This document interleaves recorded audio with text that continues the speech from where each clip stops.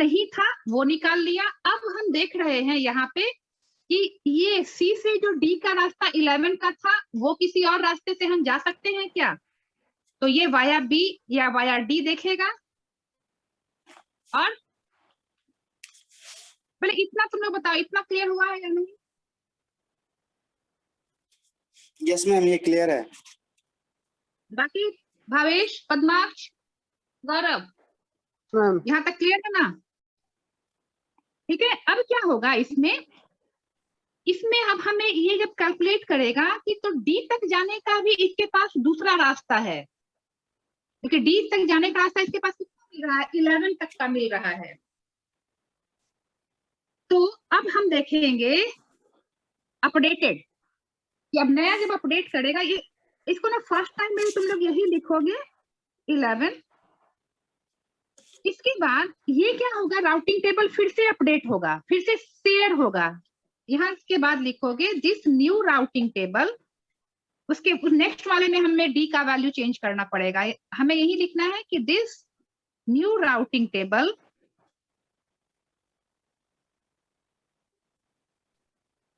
will be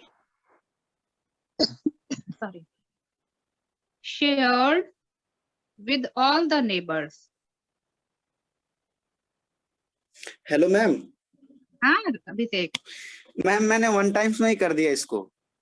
हाँ नहीं, ये तो पहली बार हम क्या करते हैं ना कि जो डायरेक्ट कनेक्टेड नहीं है उनका रास्ता निकाल लेते हैं। अब ये नया राउटिंग टेबल है ना, ये फिर सबसे शेयर होगा।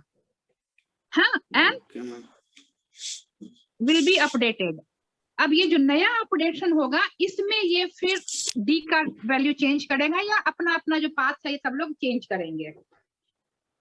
तो हमें भी क्या करना है, ये तो हमें क्लियर समझ में आ रहा है। अगर मान लो मैं यहीं पे कैलकुलेट करके बताऊं तुम्हें कि सी से डी तक जाने का रास्ता हमें 11 तक मिल रहा है, लेकिन अब ये सी सोचेगा कि मेरे पास दो नेबर अभी आ गए, इसके पास एक की भी इंफॉर्मेशन होगी। कहाँ से की इंफॉर्मेशन होगी? डी से और बी से, राइट।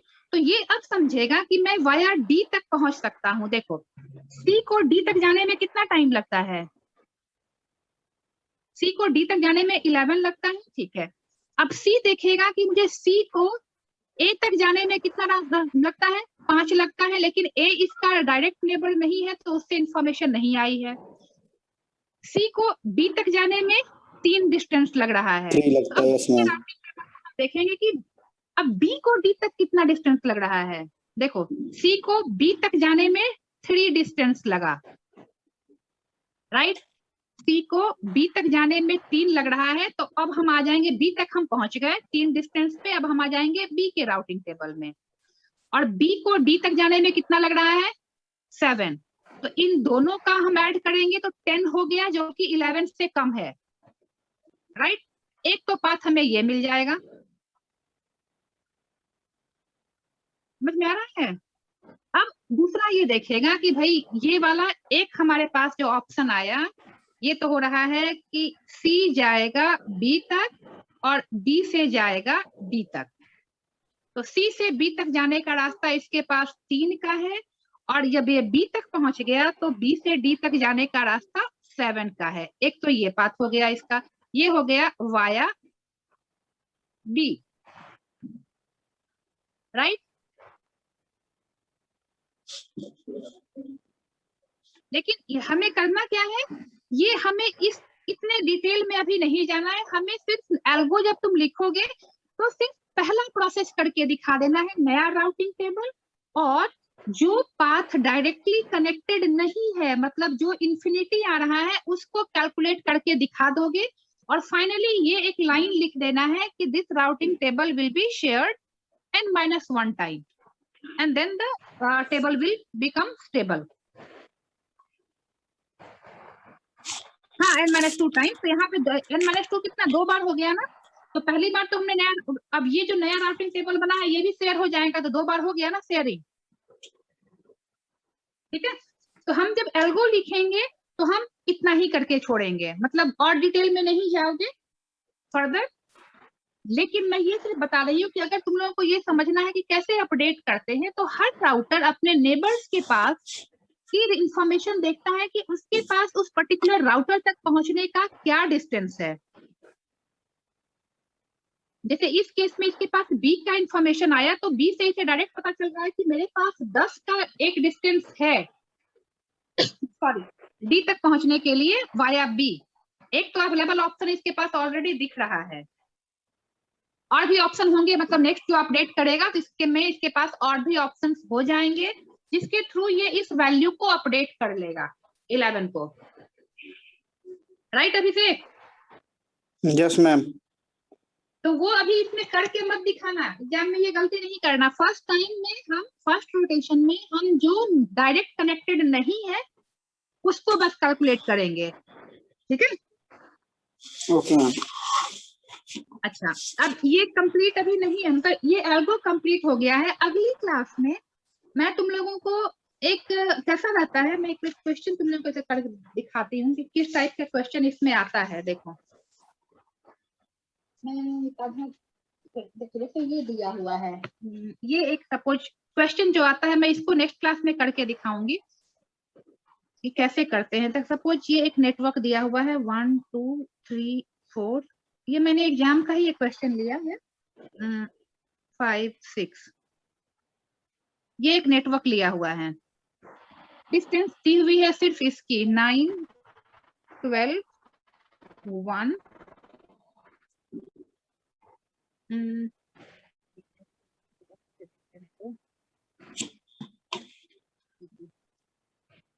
E2B नहीं, ये डिस्टेंस नहीं दिया हुआ है, डिस्टेंस दिया हुआ है E2B। देखो ये एक डायग्राम दिया हुआ है सिर्फ, ये एक नेटवर्क बनाया हुआ है और क्वेश्चन में दिया हुआ है E2B 6 है, E2D 8 है और E2F 7 है, ठीक है? हमें सिर्फ ये 3 वैल्यू दी हुई है और राउटिंग टेबल दिया हुआ है। कुछ राउटिंग टेबल्स दिए हुए हैं ए के पास जो आएंगे, और हमें इन सब की वैल्यू निकालनी होगी। ऐसा कुछ न्यूमेरिकल रहेगा कि एक ये नेटवर्क दे दिया, ये 3 डिस्टेंस दिए हुए हैं। अब इसमें नेमिंग अगर मैं करूं तो ये है A B C D E और एफ।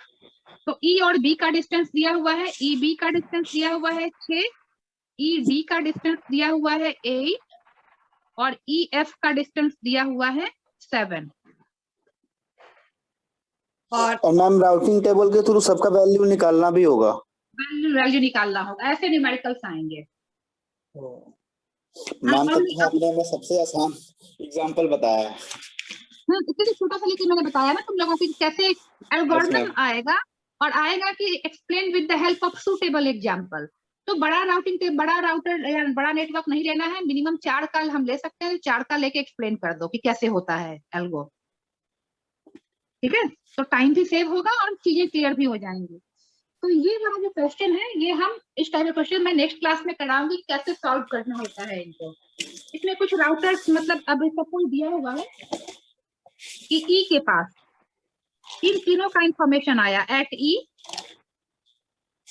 हम इसके नेबर हैं ई के बी डी और एफ।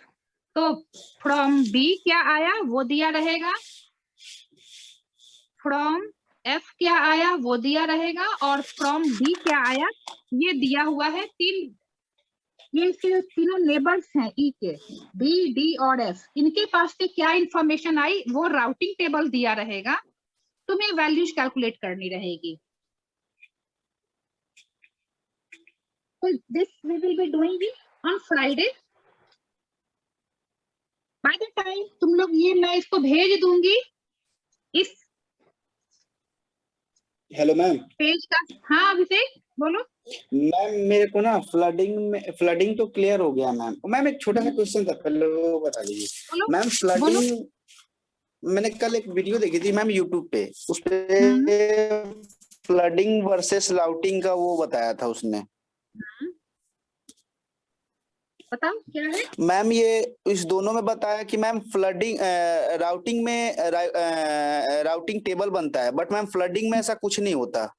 अब देखो क्या कहा, अब हम जो ये पढ़ रहे हैं तो राउटिंग का मतलब क्या है कि 2 पेयर के बीच में मुझे एक राउटर से दूसरे राउटर तक जाना है, तो हम क्या करेंगे कि जो मिनिमम डिस्टेंस का है वो निकालने की कोशिश करते हैं राउटिंग में, यही करते हैं ना जो हम यस मैम। एल्गोरिथम पढ़ रहे हैं राउटिंग का, कि मुझे एक जगह से दूसरी जगह पे जाना है, मेरे पास मल्टीपल रास्ते हैं, तो हम ये एनालाइज करते हैं कि कौन सा रास्ता मेरे लिए सुटेबल होगा, ऑप्टिमल होगा, ठीक है।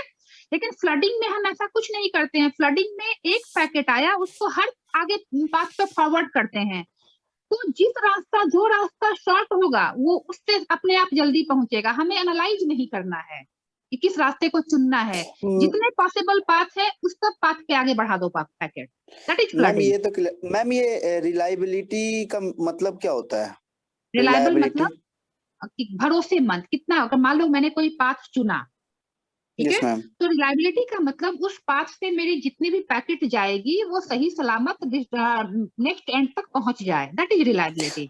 तो मैम इसमें ना राउटिंग में उसने लेस दे दिया था और फ्लडिंग में मोर दिया था मैम, हाँ तो वो तो क्लियर हाँ, हो गया देखो मैम, क्योंकि राउटिंग में क्यों, देखो जैसे देखो, मान लो कि राउटिंग में और फ्लडिंग में क्या डिफरेंस होगा। देखो जैसे कि मान लो मैंने ये एक नेटवर्क लिया, यहाँ से मेरे पास यहाँ तक जाने के 3 रास्ते हैं, मान लो मैं यहाँ तक जाने के, ये मेरा डेस्टिनेशन है, ठीक है, ध्यान से समझना।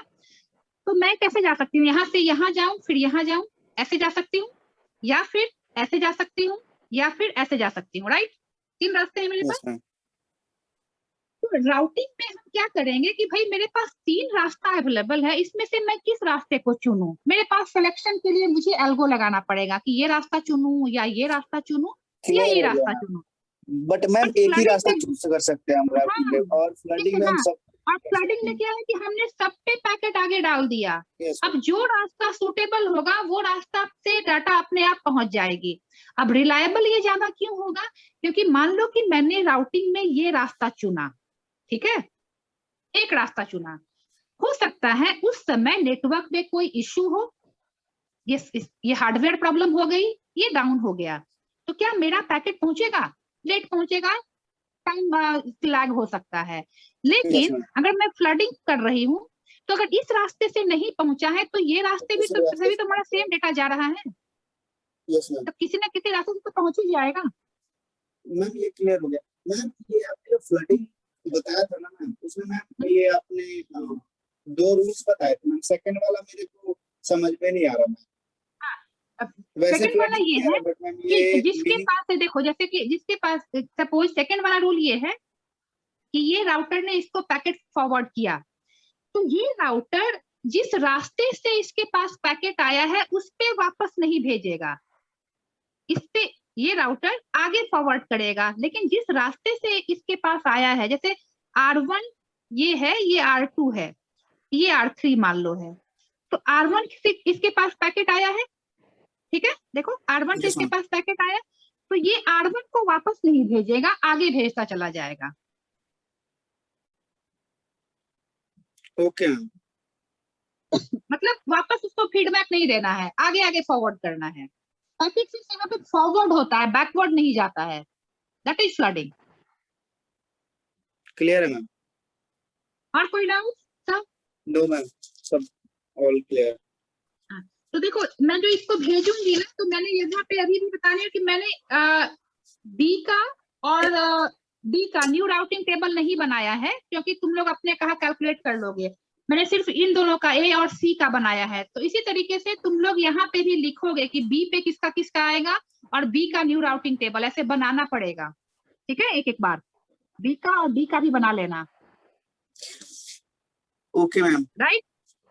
भावेश, गौरव, सब लोग को बता रही हूँ, पद्मा, तुम, क्योंकि मैंने इसमें सिर्फ 2 का बनाया है, और तुम लोगों को बी का भी बनाना होगा और डी का भी बना के दिखाना पड़ेगा। हालांकि इन वैल्यूज सेम रहेंगी उसमें, बट बना के दिखाना है, ओके। चलिए, तो अब हम ये जो न्यूमेरिकल, इस पे बेस्ड न्यूमेरिकल्स हैं वो हम अगली क्लास में करेंगे, Friday 6 o'clock। Thank you so much, good night.